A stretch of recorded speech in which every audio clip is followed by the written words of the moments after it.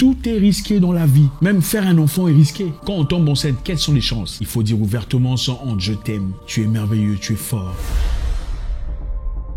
Bonjour à tous les amis, Zach Mwekassa, fondateur de Mwekassa. Merci encore une fois d'être là avec nous ce soir, toujours un réel plaisir d'échanger avec vous. Merci à tous les anciens, ceux qui nous suivent depuis longtemps, vous êtes très appréciés. Merci à tous les nouveaux, votre première fois avec nous, enchanté. J'espère qu'à la fin de cette vidéo, vous n'en sortirez pas bredouille. Aujourd'hui est un jour très intéressant, on aura un sujet à développer. Comme d'habitude, on reçoit beaucoup de messages venant de tout le monde, en tout cas de beaucoup de personnes, beaucoup parmi vous, et nous sommes obligés de répondre, si pas de faire une vidéo à cet égard. Aujourd'hui, on va développer un sujet intéressant. C'est 5 vérités inconfortables qu'il nous faut tous accepter. Je ne sais pas ce que vous traversez dans la vie, mais peut-être que vous y retrouverez quelque chose pour vous. 5 vérités inconfortables qu'il nous faut tous accepter. On y va. La première vérité à savoir, les gens les plus importants, les gens les plus précieux de votre vie peuvent quelquefois venir dans votre vie et parfois partir. C'est très dur à accepter, je ne sais pas ce que c'est dans votre cas. Ça pourrait être quelqu'un de très précieux, quelqu'un qui vous a apporté beaucoup de choses dans la vie. Ça pourrait être un ami, ça pourrait être un frère, peut-être un parent décédé. C'est aussi un départ. C'est dur, c'est très difficile, mais ça fait partie de la vie. La vie, malheureusement, n'est pas toujours rose. La vie, quelquefois, est très difficile. Ça pourrait être l'homme le plus précieux ou la personne la plus chère de votre vie. Un compagnon, une compagne, le papa de vos enfants vous quitte. Pourtant, il était merveilleux, il était génial, il était quelqu'un de très agréable, une personne qui vous a appris tant de choses, une personne qui vous a ouvert l'esprit, une personne qui a contribué à votre croissance. Quelquefois, peut partir. Il faut être fort. Ça fait partie de la vie. Il ne faut pas baisser les bras. Il faut continuer à lutter.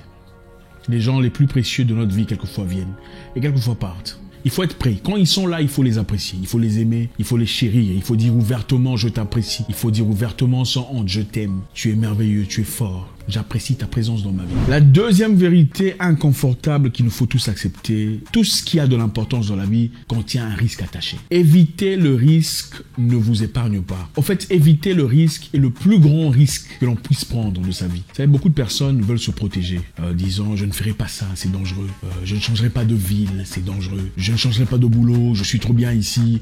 Malgré que le boss est impoli, les choses sont difficiles, mes collègues ne m'aiment pas. Mais je ne veux pas partir parce que c'est dangereux. Je risque de me retrouver dans la rue. Je n'aurai peut-être pas de quoi manger, peut-être pas de quoi m'habiller, de quoi subvenir à mes besoins. Parce qu'on a peur de prendre le risque. Mais comprenez une chose, on a un temps très limité et n'est pas osé prendre de risques dans la vie est le plus grand risque que vous puissiez prendre de votre vie. Comprenez une chose, tout est risqué dans la vie. Tout est risqué dans la vie. Même faire un enfant est risqué. Quand on tombe enceinte, quelles sont les chances? Quelles sont les conditions dans lesquelles on se retrouve? On est mal dans sa peau, on vomit, on n'est pas bien. Tout est risqué. On risque de mourir dans la salle d'opération. On risque de mourir dans la salle d'accouchement. Et si votre maman devrait se dire, écoute, je n'irai pas parce que c'est risqué. Imaginez ceci par exemple. Une personne vient vous dire, chère madame, je vois que vous êtes mariée, mais ne tombez pas enceinte. Ne tombez pas enceinte parce que ma petite sœur est tombée enceinte. Après qu'elle soit tombée enceinte, elle a eu des difficultés et elle en est décédée. Ne faites pas ça. Je vous aime bien, vous êtes très intéressante, très intelligente, ne tombez surtout pas enceinte. Qu'est-ce que vous ferez? Vous ne tomberez pas enceinte? Vous ne tomberez pas enceinte parce que quelqu'un d'autre est décédé après avoir essayé de faire un bébé? Absolument pas, vous prendrez le risque. Tout est risqué dans la vie. Tout ce qui a de l'importance dans la vie contient un risque attaché. Prenez le risque. Je vais vous raconter une histoire qui pourra peut-être toucher quelqu'un quelque part. Il y a de cela très longtemps aux États-Unis d'Amérique, en 1887, naquit un homme au nom de George Loren.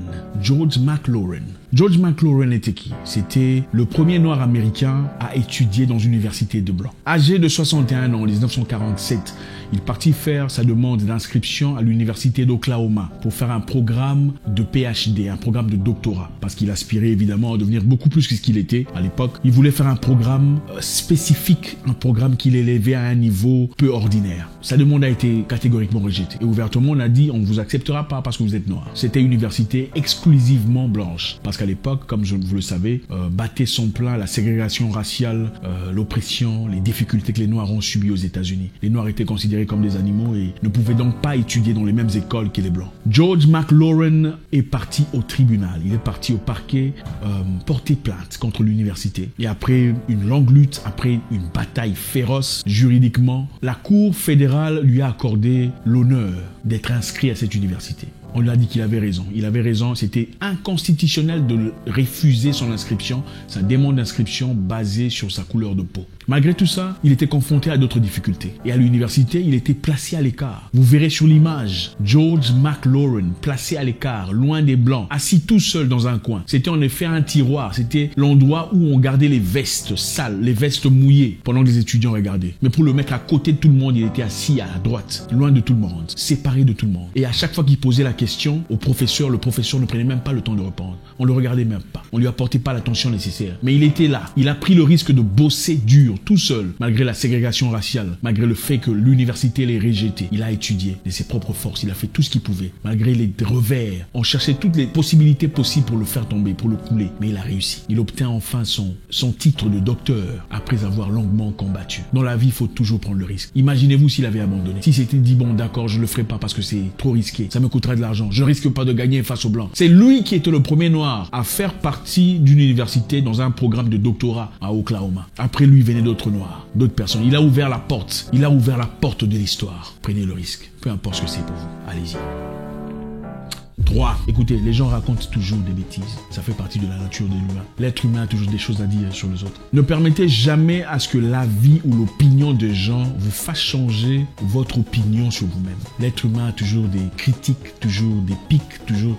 À chaque fois que vous ferez quelque chose de saillant, d'important, à chaque fois que vous essayerez de vous séparer de tout le monde, on aura des choses à dire sur vous. On dira combien vous n'êtes pas extraordinaire, combien vous n'avez rien à impressionner, vous n'avez pas de quoi impressionner. Restez figé sur vos objectifs. N'échangez pas d'objectifs parce que les gens disent que vous n'êtes pas assez compétent. N'échangez pas de vision parce qu'on vous dit que vous n'êtes pas assez éloquent. Oui, vous pouvez devenir journaliste malgré les difficultés d'expression que vous avez, avec le travail nécessaire, les ambitions nécessaires. Oui, vous pouvez devenir mannequin avec beaucoup de travail, beaucoup de détermination. Peu importe ce que le monde dit, vous en êtes capable. Ce n'est pas parce que tel ou tel a échoué, Josiane ou Marina, que vous échouerez aussi. Ne laissez pas ceux qui ont abandonné dans la vie vous distraire, vous contraindre de prendre une route qui n'a pas été destinée pour vous. Ce n'est pas parce que les gens disent que vous êtes moche que vous êtes moche. Ce n'est pas parce que le monde dit que vous n'êtes pas intelligent que vous n'êtes pas intelligent, ou que vous ne pouvez pas améliorer votre intelligence. Le monde a toujours des choses à dire. Vous ne ferez jamais l'unanimité. 4. La plupart des gens que vous rencontrerez dans la vie, en tout cas des gens qui vous connaissent, sont prompts à détruire qu'à construire. Si ils ne vous connaissent pas personnellement,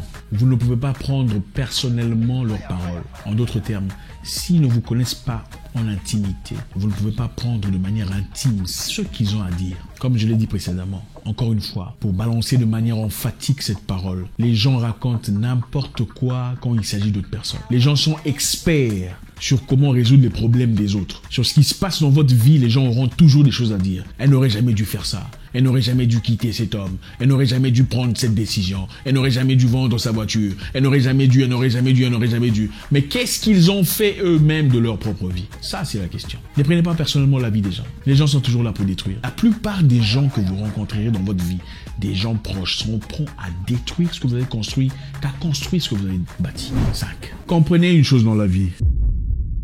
Vous et seulement vous êtes responsable de ce qui vous arrive. Vous n'êtes peut-être pas responsable de ce qui vous arrive, excusez-moi, mais vous êtes responsable de ce qui se passe après ce qui vous arrive. Les choses peuvent arriver, un accident peut se présenter, les difficultés peuvent émerger, ça fait partie de la vie. On ne peut pas tout contrôler. Mais quand quelque chose d'horrible, d'atroce, de tragique vous arrive, c'est vous qui décidez comment vous réagissez. Écoutez, l'eau bouillante bouillit et durcit l'œuf. Mais fond la glace, fond le plastique, fond le chocolat. L'eau bouillante durcit l'œuf, mais fond la glace, fond le plastique, fond le chocolat et beaucoup. Le problème, ce n'est pas l'eau bouillante. Le problème, c'est la nature de chaque item.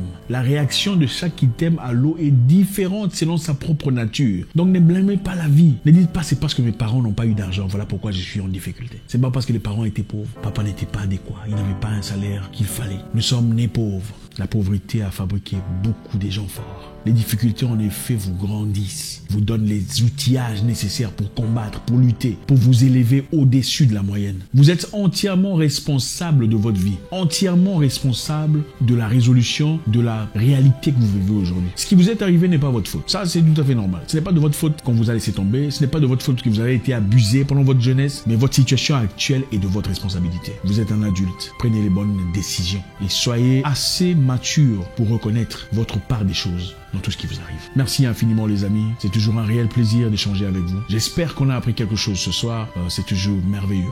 Laissez un commentaire, vous savez comment ça se passe. Et à très bientôt pour une nouvelle vidéo. Mon nom est Zach Mouikassa, le guerrier noir, votre frère.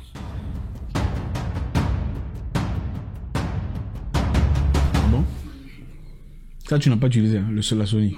Ok. Que je commence?